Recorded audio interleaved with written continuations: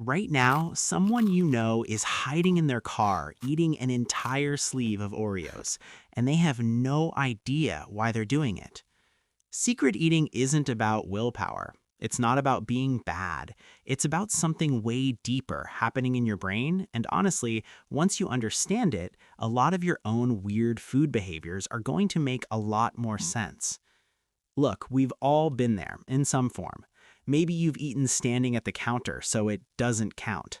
Maybe you've strategically timed your snack runs for when your roommate's out. Or maybe you've literally hidden food in weird places like it's contraband. No judgment here, because what's happening psychologically is actually fascinating. Here's the thing about secret eating. It almost always starts with shame. And shame is a monster when it comes to behavior. Think about it this way. You feel bad about your eating, so you hide it. But hiding it makes you feel worse because now you're not just eating wrong, you're also being deceptive, which creates more shame, which makes you want to hide more. See the problem? It's a psychological hamster wheel, and your brain is exhausted. Studies show that secrecy around eating actually increases the emotional distress associated with food. You're not just dealing with the act anymore, you're dealing with the cover-up. The mental load is huge. But here's where it gets interesting. Secret eating isn't random. Your brain is following a very specific pattern, and once you see it, you can't unsee it. Secret eating often develops as a rebellion. Yeah, you heard that right. Rebellion. Maybe you grew up in a house where food was controlled. Clean your plate. No dessert unless you finish your vegetables. Don't eat that. It's bad.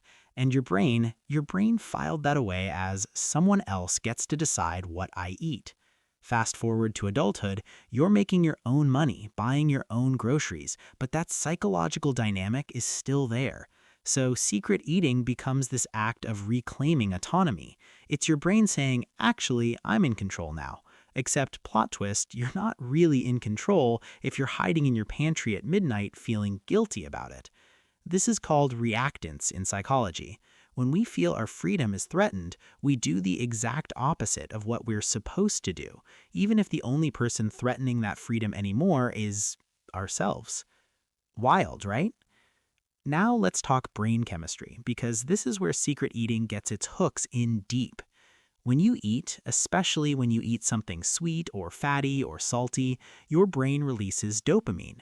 That's your feel-good chemical. But here's the kicker. Secrecy amplifies the dopamine response. The sneaking around, the thrill of getting away with it, the relief of being alone with your food. That all adds to the reward.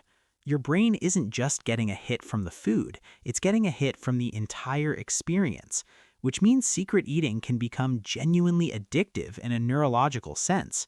You're not weak. Your brain is just doing exactly what it evolved to do, repeat behaviors that make it feel good. And the worst part, the guilt afterward doesn't cancel out the dopamine. It just ensures you'll feel bad enough to need another hit later. So if your brain is working against you, how do you actually break the cycle? Here's the counterintuitive part. The solution to secret eating is making everything visible. I'm talking about eating what you want when you want it, but doing it out in the open, on a table, on a plate, with other people around if possible.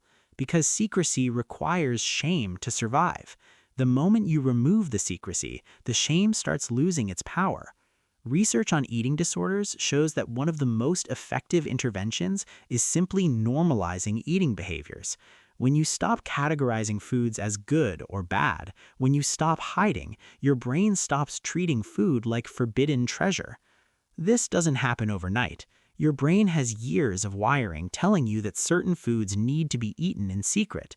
But every time you choose visibility, every time you eat that cookie at the table instead of in your car, you're rewiring that pattern. And honestly, having the right tools can make this whole process way easier.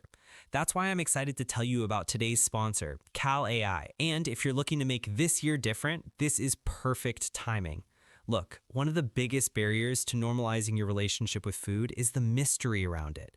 How much am I actually eating? What's even in this? Cal AI removes that guesswork. You literally just take a photo of your food and their AI instantly calculates your calories and macros, protein, carbs, and fat, without any manual entry or endless scrolling. From my own experience, it's surprisingly accurate. I still double check ingredients when I'm cooking, especially things like oils or sauces, but if anything gets missed, you can easily add it yourself in just a few taps. That flexibility makes a huge difference and keeps tracking realistic instead of obsessive. And if you're someone who wants to go a bit more in depth, CalAI also has a massive food database with thousands of items, so you can pull detailed nutrition info whenever you need it. My favorite feature, though, has to be the barcode scanner. It makes logging things like late night snacks completely effortless. All of this takes so much stress out of tracking, which honestly removes a lot of the anxiety that fuels secret eating in the first place. If one of your goals this year is weight loss or just having a clearer picture of your nutrition, this is genuinely game changing and actually helps you follow through on those New Year goals. Make sure you hit the link in the description to download CalAI and use my code PSYCH to get a 3-day free trial. All right, back to breaking the cycle. And here's something crucial to understand. Visibility isn't just about where you eat, it's about being honest with yourself about why you're eating. Are you actually hungry? Or are you bored, stressed, lonely, or avoiding something else entirely? When you start asking these questions without judgment, just genuine curiosity, you begin to see the real triggers behind secret eating. Your brain has been using food as a solution to problems that food can't actually solve. And that awareness, that's where real change begins. Because here's the real secret: self compassion is everything. Secret eaters are often their own harshest critics. You wouldn't talk to a friend the way you talk to yourself about food. And that internal criticism is fuel for the shame cycle. Studies show that people who practice self compassion around eating are significantly less likely to binge or eat in secret. When you can say, I ate a whole pizza and that's okay, I'm human, instead of I'm disgusting and broken, you remove shame's power source. This isn't about making excuses. It's about recognizing that punishing yourself has never led to lasting change. Compassion does. So here's what I want you to take away from this. If you're a secret eater, you're not broken. You're not lacking willpower. Your brain is just stuck in a pattern that once served a purpose, maybe protection, maybe rebellion, maybe comfort, but doesn't serve you anymore. The way out isn't through more restriction or more rules. It's through visibility, through self-compassion, through understanding that food is just food, and eating it doesn't make you good or bad. You're allowed to eat, you're allowed to enjoy food, and you're definitely allowed to do it without hiding. If this resonated with you, let me know in the comments. And if you want more psychology content that actually makes sense of why we do the weird things we do, subscribe.